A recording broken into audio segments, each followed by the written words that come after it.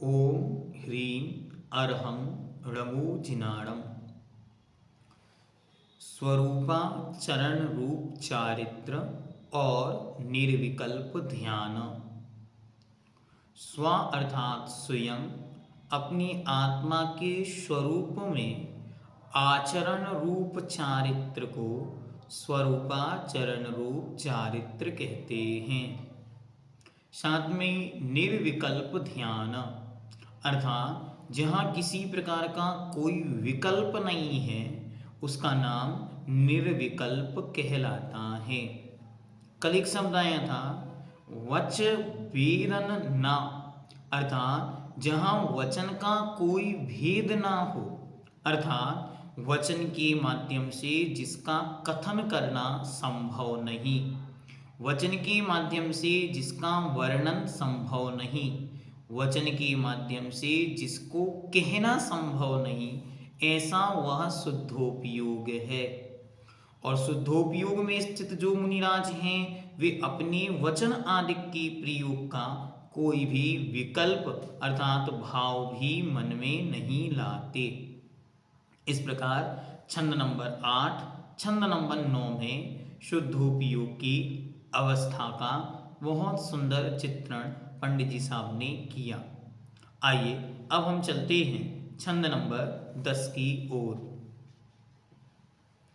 परमाण नयने क्षेप को न उद्योत अनुभव में दिखे, दृग ज्ञान सुख बलमय सदा नहीं आन भाव जुबो मोह बिखे।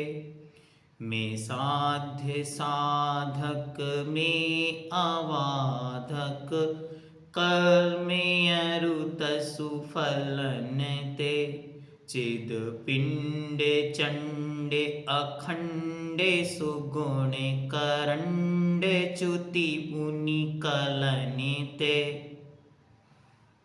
परमाण नए निक्षेप को नवद्योत अनुभव में दिखे, दृग ज्ञान सुख बलमय सदा नहीं आन भाव जु मोह बिखे। में साध्य साधक में अवाधक कर्म अरुतसु फलन ते, चिद पिंड चंड अखंड सुगुण करंड च्युत पुनि कलन ते। आइए एक एक शब्द को देखते। उस शुद्धोपयोग उस स्वरूपाचरण रूप चारित्र के समय मुनियों के अनुभव में अर्थात उनकी आत्म अनुभव की उस अवस्था में परमाण अर्थात प्रमाण का, नए अर्थात नए का, और निक्षेप को अर्थात निक्षेप का उद्योत प्रकाश न नहीं दिखे नहीं दिखता, किंतु ऐसा विचार होता है जब वे उस आत्म ध्यान की अवस्था में लीन हो जाते हैं तो वहाँ प्रमाण नए और निक्षेप इनका कोई भी विकल्प नहीं होता। क्यों? ये प्रमाण नए निक्षेप की आवश्यकता जब होती है तब किसी चीज का वर्णन किया जाता है।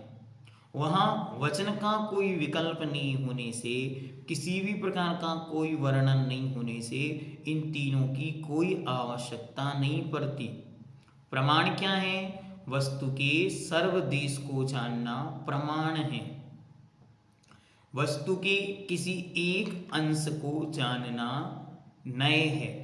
जैसे आपने पूरा हाथी देखा और फिर जाना ये हाथी है, इसे कहते हैं प्रमाण। हाथी की सूंड मात्र देखकर ये जाना ये हाथी है, इस प्रकार इसे कहते हैं नए। और निक्षेप जब किसी वस्तु का नाम, उसकी स्थापना या वो भविष्य में क्या था, क्या भूत में क्या था, भविष्य में क्या होगा आदि के रूप द्रव्य और भाव का निक्षेप किया जाता है तो वह कहलाता है निक्षेप। लोक व्यवहार करना, जैसे आपने किसी का नाम रख दिया गज कुमार, अब वो हाथी नहीं है लेकिन वो उसे गज कुमार कहलाता।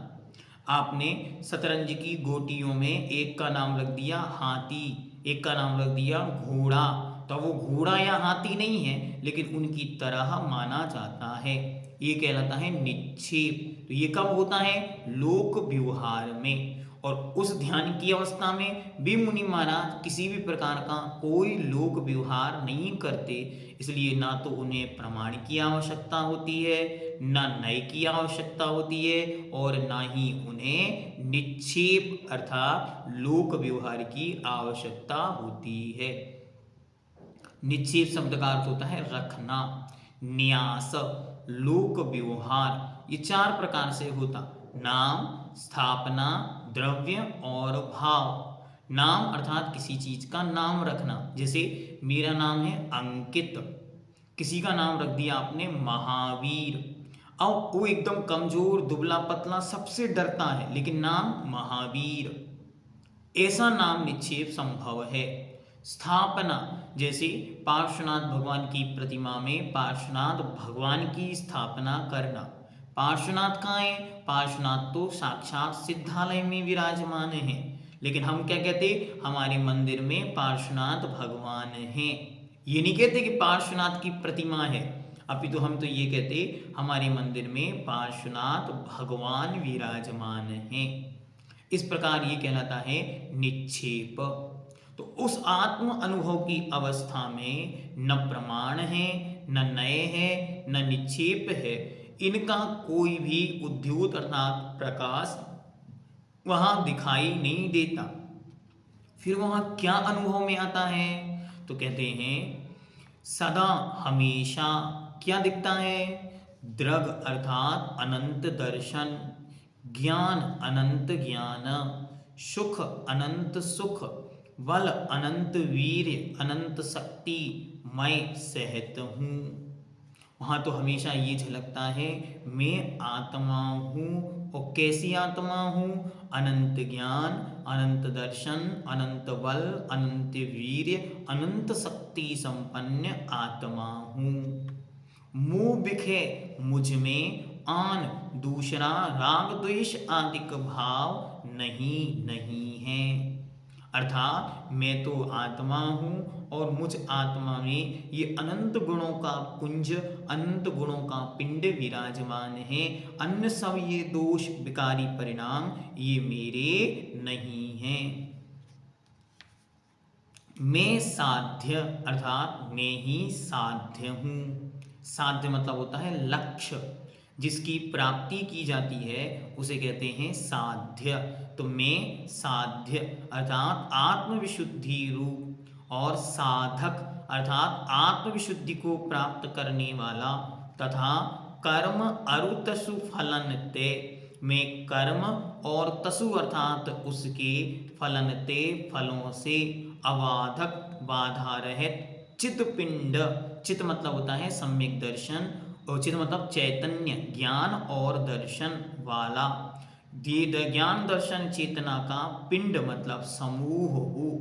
मैं तो आत्मा हूँ। कैसा आत्मा हूँ? चिद पिंड, चैतन्य स्वरूप हूँ। और चंड अर्थात निर्मल, ऐश्वर्यशाली हूँ। मैं अनंत शक्ति का पुंज हूँ।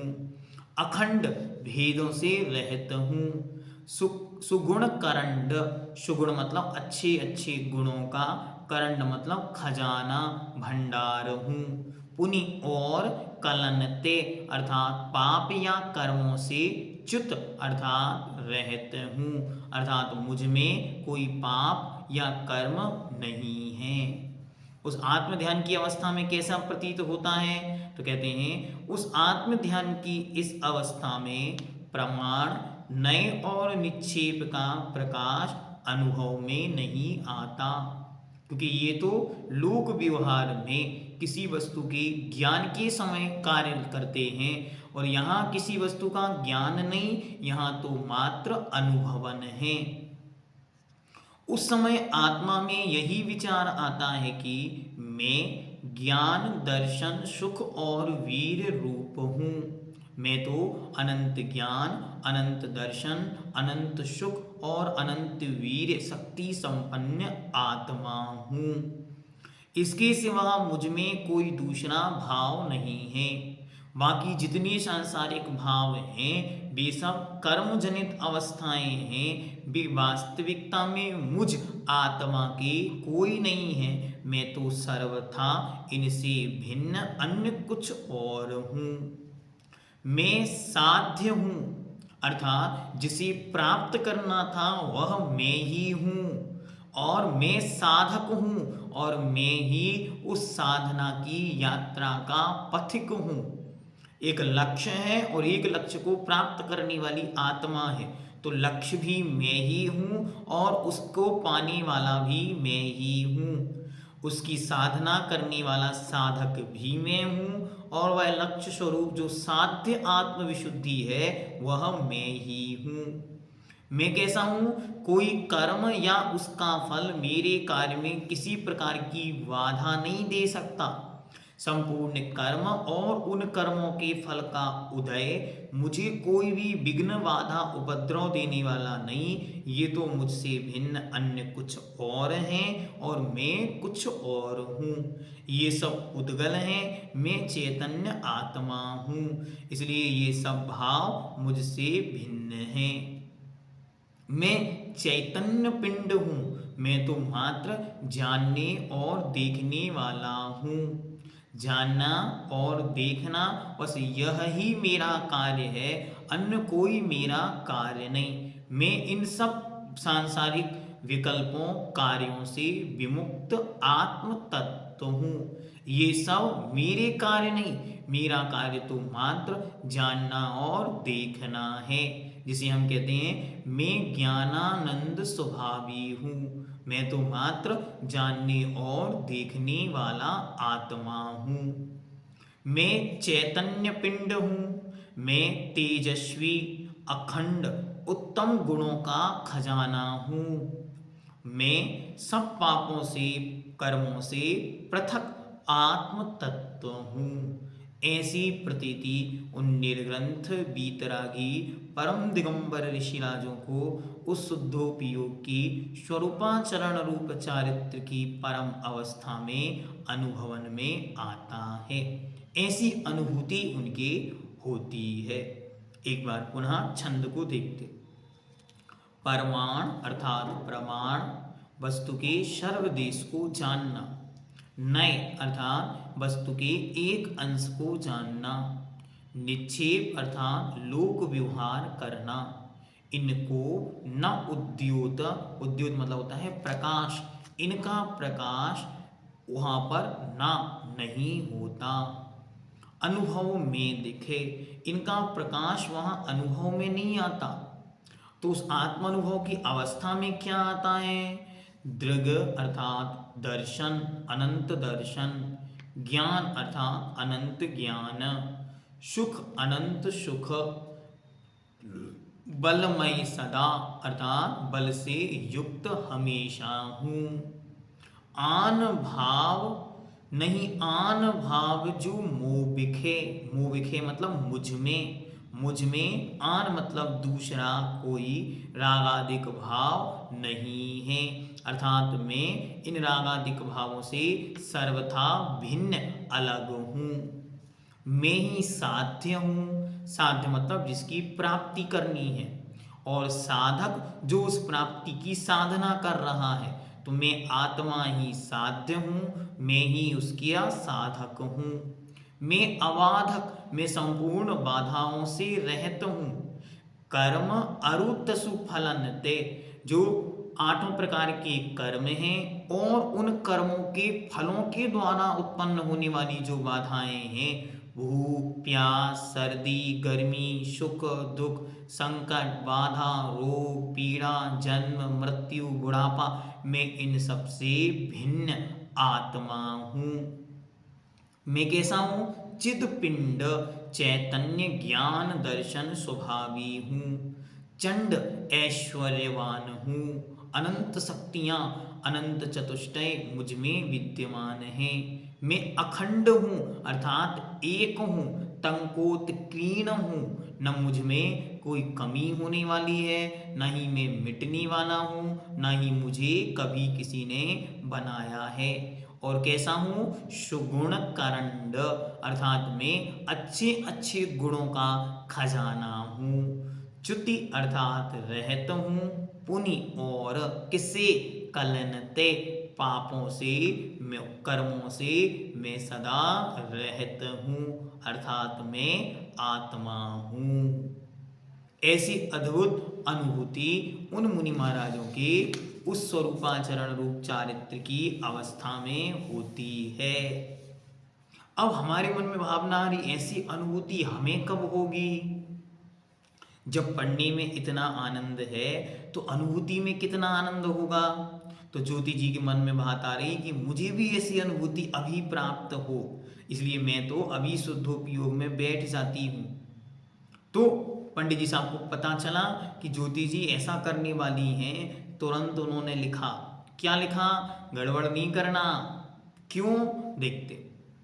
स्वरूपाचरण रूप चारित्र का महत्व और अरिहंत अवस्था। अरे ये वो अवस्था है जो किसी गृहस्थ को वस्त्र पहने हुए संभव नहीं है। अरे ये तो वो अवस्था है कि देखो आगे पंक्ति में कहेंगे, यो नाग नरेंद्र इंद्र व अहमिंद के नाही कहो। अरे ऐसी अवस्था है जो द्वादशांग के पाठी इंद्रों को भी संभव नहीं, फिर सामान्य गृहस्थों के कैसे? भगवान शिवचंद्र महाराज लिखते हैं, अरे कदाचित रेत को कोई पेले कोलू में डाल के तो थोड़ा बहुत तेल निकल जाए। संभव है कि किसी गधे के सींग निकल आए। संभव है आकाश में कहीं कोई फूल खिल जाए, लेकिन असंभव है कभी भी किसी भी गृहस्थ को घर में रहकर आत्मानुभूति शुद्धोपयोग स्वरूपाचरण नहीं होता। क्यों नहीं होता? क्योंकि गृहस्थ कभी निर्विकल्प नहीं होता, और ये निर्विकल्प अवस्था का वर्णन है। गृहस्थ निर्विकल्प क्यों नहीं होता? देखो अभी अशोक जी कहेंगे हम 2 मिनट में निर्विकल्प होते हैं, आंखें बंद करें, हाथ पे हाथ रखे, आंखें बंद, बैठ गए। क्या होगा? थोड़ी देर तो आनंद आएगा, उसके बाद घर गृहस्थी याद आएगी, बच्चों की आवाज याद आएगी, मोबाइल की रिंगटोन बज जाएगी, कोई खिड़की गेट खटखटा रहा होगा, कोई बेल रिंग कर रहा होगा। थोड़ी देर आप आराम से बैठोगे, उसके बाद याद आएगी, अरे अब तो पानी का समय हो गया, अरे अभी तो किसी के आने का समय हो गया, अरे किसी के जाने का विकल्प हो गया। यही दिन भर चलते रहते हैं। शुद्धोपयोग तो छोड़ो, सामान्य से धर्म ध्यान भी कठिन हो रहा है। और हम शुद्धोपयोग की बातें करते, आत्मा की बातें करते, आत्मानुभूति की बातें करते, ये सब एक प्रकार से दूसरों को ठगना है। क्यों? देखो पंडित जी साहब कितने सुंदर शब्द लिखते, इससे सुंदर शायद किसी ने कभी नहीं लिखा। छंद नंबर 11। यूं चिंत निज में थिर भई तिन अखत जो आनंद लयो, सो इंद्र नाग नरेंद्र व अहमिंद के नाही कहो, तब ही सुखल ध्यानाग्नि करि चौ घाति विधि कानन दयो, सब लक्ष्यो केवल ज्ञानी करी भवि लोक को शिव मग कहो। इन पंक्तियों को बार बार पढ़ो, आनंद है। क्या आनंद है? यूं चिंत निज में थिर भये तिन अखत जो आनंद लय हो, सो इंद्र नाग नरेंद्र व अहमिंद के नाही कहो, तब ही सुकल ध्यानाग्नि करी चौविधि चौगाति विधि कानन दयो, सब लक्ष्यो केवल ज्ञान करी भवि लोक को शिव मग कहो। उस स्वरूपाचरण रूप चारित्र में यू इस प्रकार चिंतन कर, विचार कर। कैसा विचार कर? जो हमने छंद नंबर 10 में पढ़ा कि मैं प्रमाण नय निक्षेप से रहित अनंत ज्ञान, अनंत दर्शन, अनंत सुख, अनंत बल, अनंत वीर, अनंत शक्ति संपन्न आत्मा हूँ। मुझ में राग द्वेष आदि विकारी भाव नहीं है। मैं ही साध्य हूँ, मैं ही साधक हूँ, मैं अबाधक हूँ। मुझे कर्म और कर्म के फल कोई बाधा नहीं पहुंचा सकते। मैं चैतन्य आत्मा हूँ, मैं ऐश्वर्य शक्ति संपन्न हूँ, मैं अखंड हूँ, मैं सुगुण अच्छे अच्छे गुणों का खजाना हूँ और संपूर्ण पापों और कर्मों से रहित हूँ। ऐसा चिंतन करके निज में अर्थात अपने आत्मा के स्वरूप में स्थिर भये अर्थात लीन होने पर तिन उन मुनिराजों के जो अखत अकथनीय जिसे कहा नहीं जा सकता ऐसा आनंद लयो आनंद प्राप्त होता है। उन मुनिराजों के ऐसा अद्भुत आनंद प्राप्त होता है जिसे वचनों से कहा नहीं जा सकता। अरे ऋषभ जी चाहे कि हमें प्राप्त हो जाए, नहीं नहीं, आपको कुछ प्राप्त नहीं होना। क्यों नहीं होना? सो इंद्र नाग नरेंद्र वा अहमिंद के नाही कहो। अरे उनके उस स्वरूपाचरण रूप शुद्धोपयोग की अवस्था में जो आनंद की उपलब्धि हुई है, पहला तो वह वचनों का विषय नहीं, दूसरा वह आनंद इंद्र अर्थात इंद्रों के नहीं होता। ना ही कहो नाग अर्थात नागेंद्र, धर्मेंद्र असुरों अर्थात भवनात्रिक के देवों के, नरेंद्र अर्थात राजाओं चक्रवर्तियों के, वा और अहमिंद के अर्थात अहम इंद्र ऐसे सर्वार्थ सिद्धि ग्रैविक अनुदिश के देवों के, कल्पातीत देवों के नाही कहो नहीं बतलाया गया है। जब इनके संभव नहीं तो हम सबके कैसे संभव है? अर्थात ग्रस्तों के वह कदाचित भी संभव नहीं। ये पंक्ति ठोस प्रामाणिक और स्पष्ट घोषणा करने वाली है कि यू इंद्र नाग नरेंद्र वा अहमिंद के नाही कहो। और जब वे उस आत्म ध्यान की परम विशुद्धि को प्राप्त हुए तब वह परम विशुद्धि शुक्ल ध्यान में परिवर्तित हो गई और शुक्ल ध्यान रूपी अग्नि जल गई। वास्तविकता में वहां कोई अग्नि नहीं है, अपितु उस ज्ञान की उस ध्यान की ऐसी एकाग्रता है कि जैसे बचपन में हम एक प्रैक्टिकल करते थे कि एक कागज के सामने एक लेंस लगाते थे तो सूर्य की किरणें उस लेंस में एकत्रित होती थी, एक बिंदु वहां पड़ती थी और धीरे धीरे कागज जलना शुरू हो जाता था। ऐसे ही भी मुनि महाराज उस आत्म ध्यान की अवस्था में अपनी संपूर्ण एकाग्रता उस आत्मा पर लाकर एकाग्र करते हैं। एकाग्र चित्त होने से क्या होता है? कहते हैं तब ही उस स्वरूपाचरण रूप चारित्र के प्रकट होने पर ही शुक्ल ध्यान अग्नि करी, शुक्ल ध्यान रूपी अग्नि के द्वारा वे मुनि महाराज चौघाती चार घातिया विधि अर्थात कर्म रूपी कानन जंगल को दहो जलाया जाता है। तब वे मुनि महाराज उस शुक्ल ध्यान रूपी अग्नि के द्वारा आत्म फोकस के द्वारा इतने स्थिर हो जाते हैं कि वे चार प्रकार की घातिया कर्म, पहले सबसे पहले मोहिनी कर्म, फिर ज्ञानावरणी, दर्शनावरणी और अंतराय, इन चार घातिया कर्मों को टोटल 63 प्रकृतियों को नाश करके क्या करते? सब लक्ष्यों केवल ज्ञान करी भविलोक को शिव मग कहो। और उस अवस्था में जलाते हैं, तब केवल ज्ञान करी, केवल ज्ञान से सब लोक और अलोक में और तीनों लोकों में तीनों कालों में होने वाले सब पदार्थों के गुण और पर्यायों को, अनंतानंत गुणों और अनंतानंत पर्यायों को एक साथ लख्यो जाना जाता है। और तभी भवि लोक को, संसार के भव्य जीवों को शिव मग कहो मोक्ष का मार्ग बतलाया जाता है। जय बोलो अनंतानंत अरिहंत भगवंतों की जय हो, जय हो, जय हो। भगवान के अनंत केवल ज्ञान की जय हो, जय हो, जय हो। वे साक्षात अरिहंत अवस्था को प्राप्त हो गए। कौन?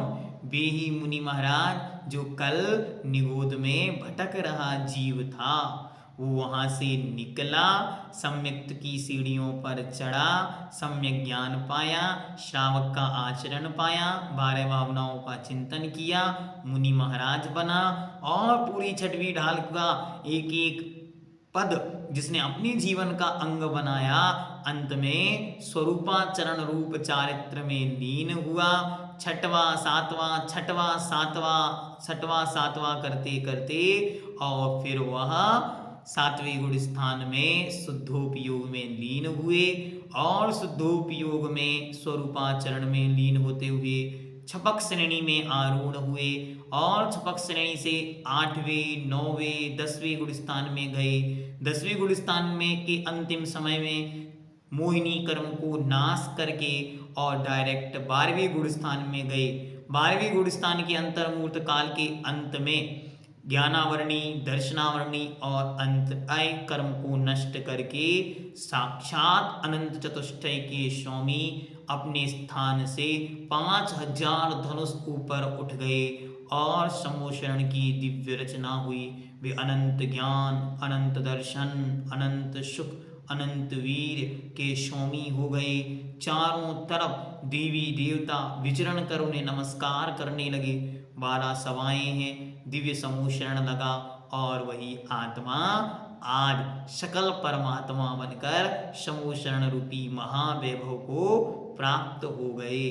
अब जीवन जितनी उनकी आयु है उतनी आयु पर्यंत वे मुनि महाराज अरिहंत अवस्था में विराजमान होकर संसारी जीवों के कल्याण के लिए उपदेश देंगे।